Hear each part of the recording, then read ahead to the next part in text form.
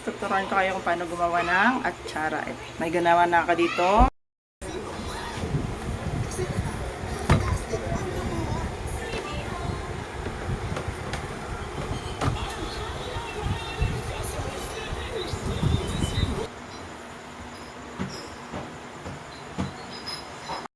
Kulo na ako ng suka. Tapos lalagyan ko siya ng asukal. Wait. Bali yung asukal guys, tansya-tansya lang yan. Yan.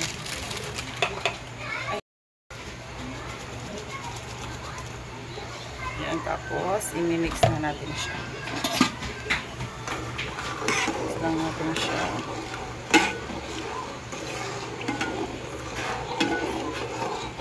Tapos antayin natin siyang kumulo. Ayan.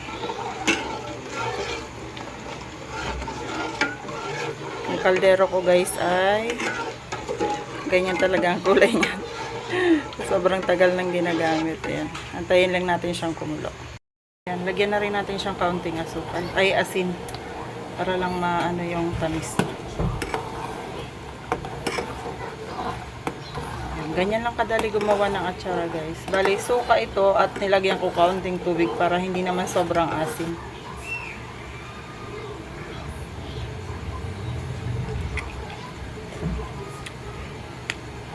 Yan, kumukulo na. Lagay na natin yung yan, dahil wala akong taga-video, ganyan na lang muna. Lagay natin itong lagay na natin yung carrots. Sama-sama na yun guys. Yung luya. Tapos, itong papaya. Ilalagay na rin natin ito.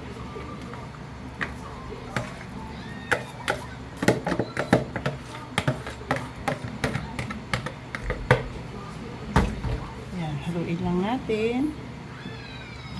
Sabay-sabay na yan guys. Para isang kuluan na lang. Diba? I-mix lang natin. Siyempre, lalagyan natin yan ng paminta. Wait lang. So guys, lalagyan natin yan ng pamintang durog. Taktakan natin ng maraming paminta para mas masarap. Okay. Tapos, mix ulit natin. Antayin natin siyang kumulo. Hindi naman yan maluluto agad. Yung gawa ng may suka.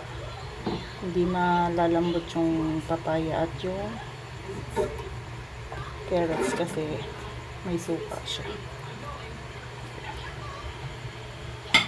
At ilalagay na natin yung guys, pineapple. Nag-add ako ng pineapple para mas masarap ang lasa niya. O, diba? Pa-order ko to guys. Sayang nga, maliit lang yung papaya kung nakuha. Ayan, tapos lagay na natin tong bell pepper. O, diba? Pampakulay yan, pampadagdag ng kulay.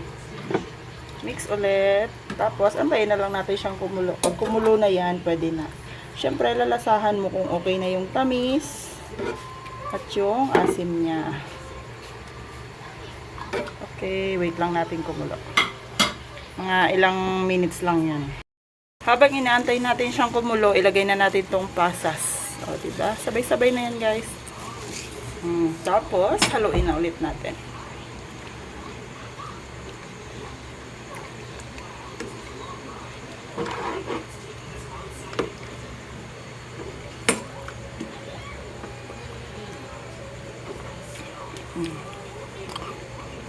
Diba, may atsara na tayo. Wait lang natin siyang kumulo. Pag kulo niyan, okay na yan. Palalamigin, tsaka ilalagay sa lagay. So, ayan na guys. Kumukulo na siya. At pwede na yan. Okay na yan. Patayin na natin para hindi lumambot ng maigi yung ating mga nilagay na sangkap. Okay na. Luto na ang ating atsara. Palalamigin ko na lang siya para mailagay ko sa lagayan. Oh, ayan, meron na tayong atsara. O, diba? Ang sarap nito. Lalo sa ulam na prito. Ayan. Sabaw pa lang nito. Ulam na, oh. Ayan. Ayan na, nakapagluto na ako guys. Kita nyo naman, luto na yung ating atsara. At ipapakita ko sa inyo kung anong ulam ko ngayon. Ito ang aking ulam ngayon. Kasama ang yung atsara, pantimpla ko na yun. Tadaan! Ayan, ayan ang ulam ko. Patola na mais, sotanghon at sardinas. Sarap! Ay, ay, push it. Ay, ay, push it. Ay, push it. Ay, Arigato!